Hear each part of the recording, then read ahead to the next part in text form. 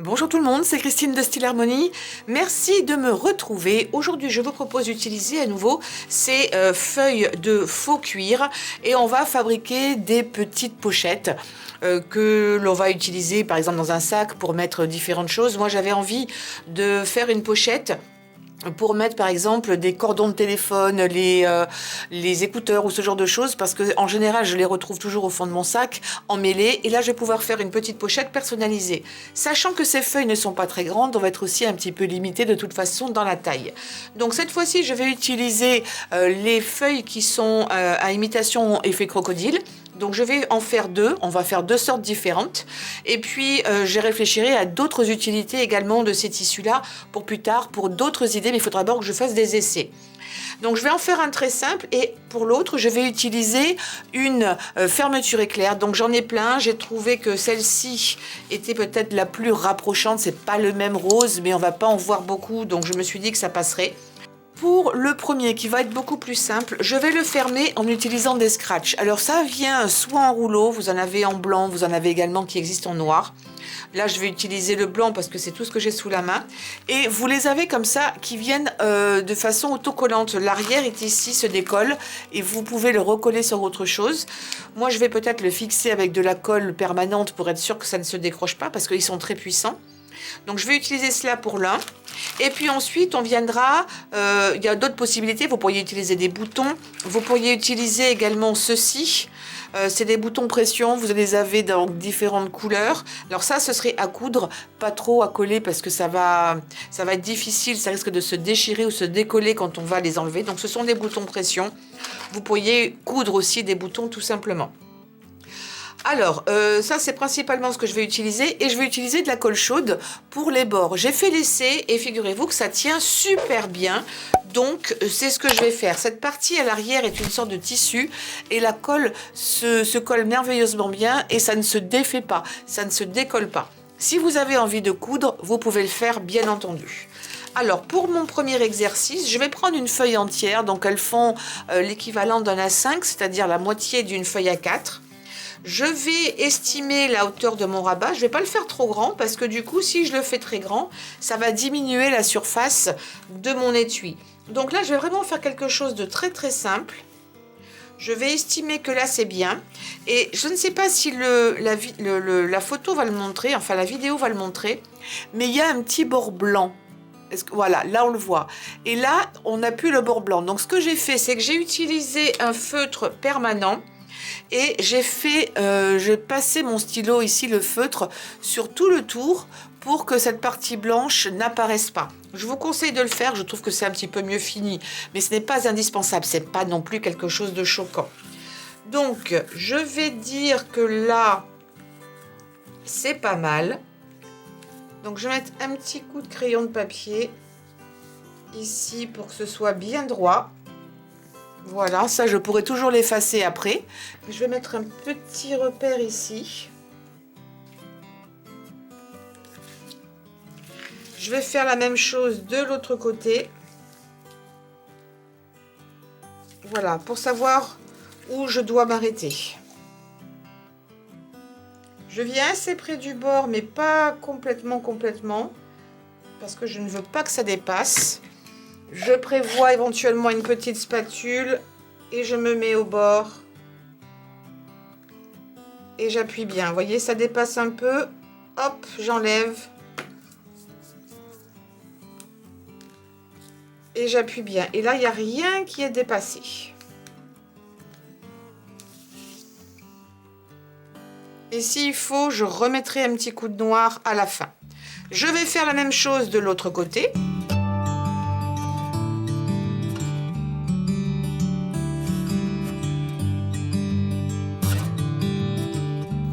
Ensuite, je vais m'occuper donc des rabats. Donc, je vais en prendre un, je vais le couper en deux. Maintenant qu'ils sont bien bord à bord, je vais prendre ma colle forte. Je pense que je vais les mettre là. Je vais en mettre un de chaque côté. Je pense que ça suffira. Si jamais il en faut un autre, peut-être un peu plus centré là. Oui, vous voyez, ça ne va pas coller. Ce ne sera pas suffisamment fort. Donc je les mets là Je mets un petit peu de colle forte.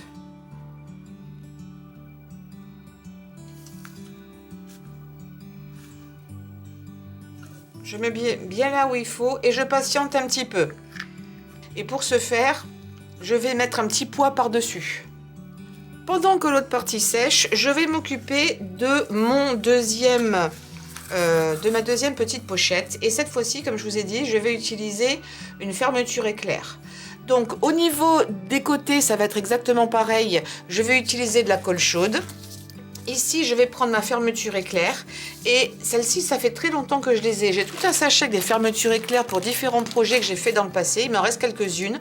Et quand vous avez du mal à ouvrir, je vais vous montrer celle-ci parce que je ne l'ai pas encore préparée. Celle-ci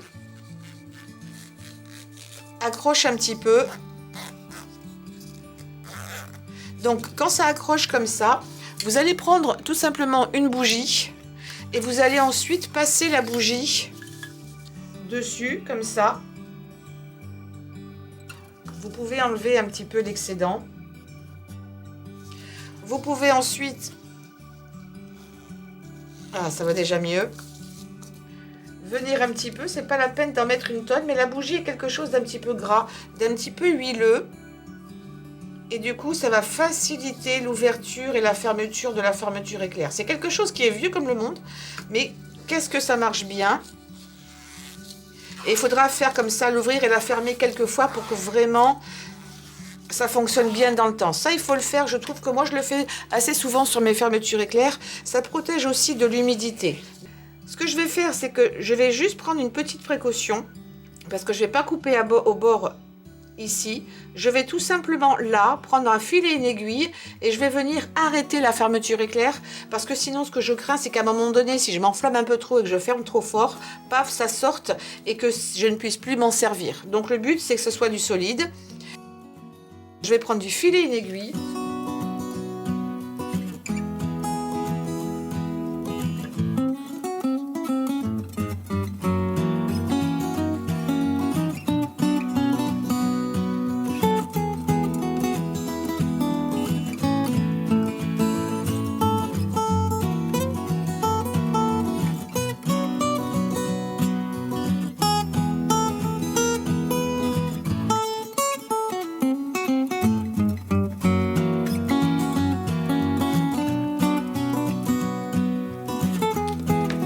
Voilà, ça c'est fait. Maintenant, je vais couper l'excédent. Donc, je coupe pas loin de l'arrêt de mon nœud. Voilà. Et je vais faire la même. Je vais mesurer maintenant ce qu'il me faut de l'autre côté. Et je vais faire pareil. Je vais l'arrêter un petit peu avant la fin. Et je prends mon crayon de papier et je viens marquer ici. Et je vais couper légèrement à l'intérieur de cette marque que j'ai faite là. Mais avant de couper, ce que je vais faire, c'est que je vais reprendre du fil et mon aiguille et je vais l'arrêter là pour être sûr que mon zip ne va pas sortir de ses crans. Donc voilà, je l'ai arrêté. J'ai fait en fait ni plus ni moins que la même chose ici en métal. Je l'ai fait en cousant. Donc ça revient vraiment au même. Donc je viens ici à ras, je coupe. Je revérifie, je pense que c'est pas mal. Je la mets dans ce sens. Alors normalement si c'était en tissu, on le ferait ça sur l'envers et ensuite on le retournerait. Comme c'est très rigide et que je n'ai pas beaucoup de place, je le fais uniquement dans ce sens-là. Donc ici je vais mettre de la colle chaude. Encore une fois, vous pourriez coudre si vous le vouliez. Donc là, il faut plutôt travailler vite. Je ne sais pas ce que j'ai dans cette colle chaude, mais il y a un truc qui est ressorti. Voilà, je me mets le plus proche possible du bord. J'appuie bien. Je laisse prendre. Voilà. Et maintenant, je vais faire la même chose de l'autre côté avant de coller les bords.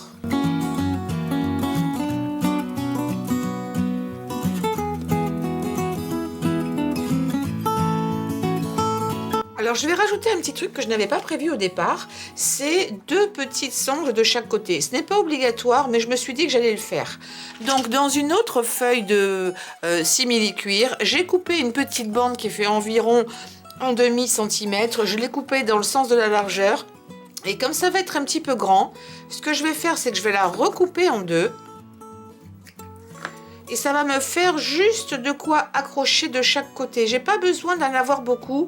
Je me dis que ça pourrait être pratique si j'ai envie un jour de l'accrocher quelque part. Je veux juste avoir un tout petit peu de petits crochets éventuellement pour mettre une petite déco, pourquoi pas.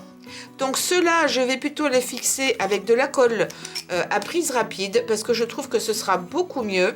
Que je vais mettre de la colle ici de chaque côté. Vous pourriez mettre une anse si vous préférez. Et je me mets là, voilà. Évidemment, je vais faire exactement pareil de l'autre côté. Alors maintenant que mes deux petites oreilles sont prêtes, j'ai plus qu'à mettre de la colle ici tout le long. Je vais remettre une petite marque là. Parce que ça sert à rien que je dépasse. Je vais mettre tout le long et je vais coller, y compris évidemment les deux morceaux ensemble.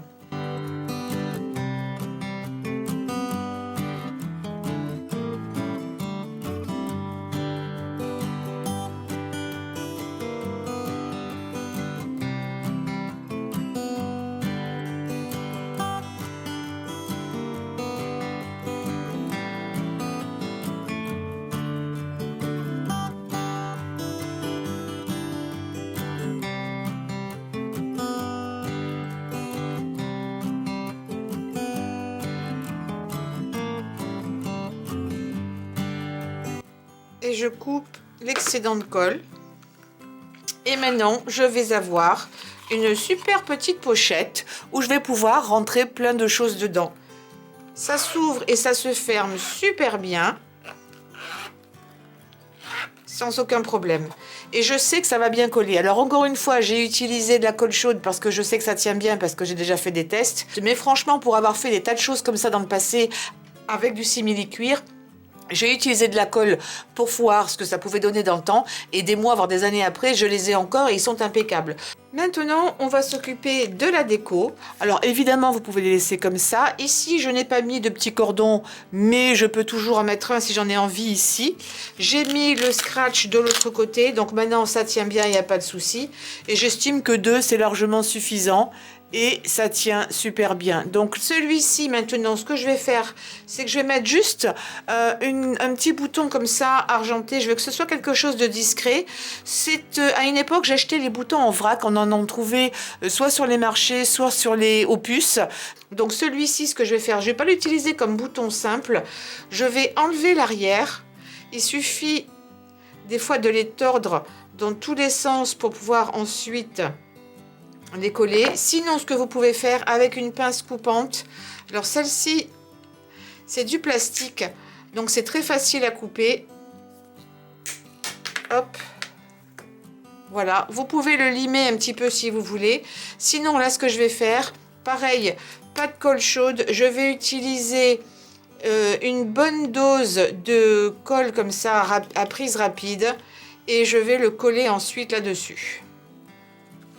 Voilà, là c'est juste... Oups, j'ai pas bien centré. Je vais le décaler un petit peu. Voilà, celui-ci pour moi est terminé. Quant à l'autre, je vais laisser reposer un petit peu pour que ça prenne bien.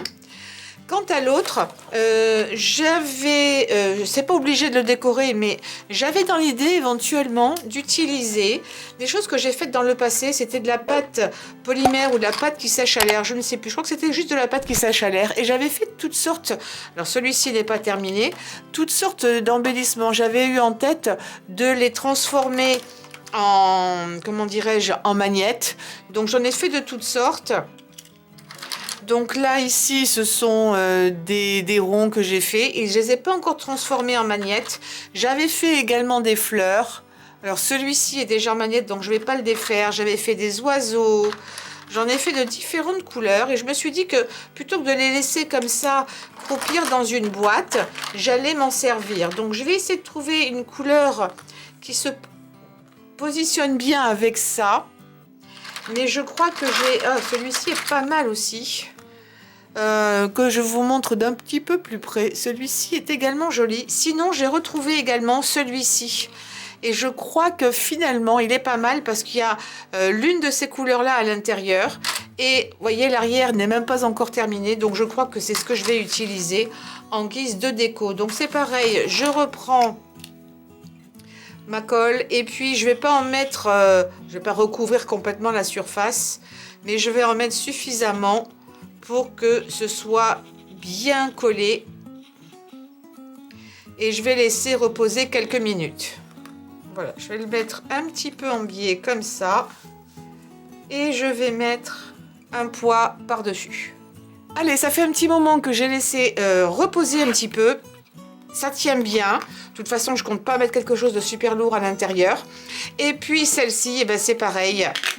Voilà.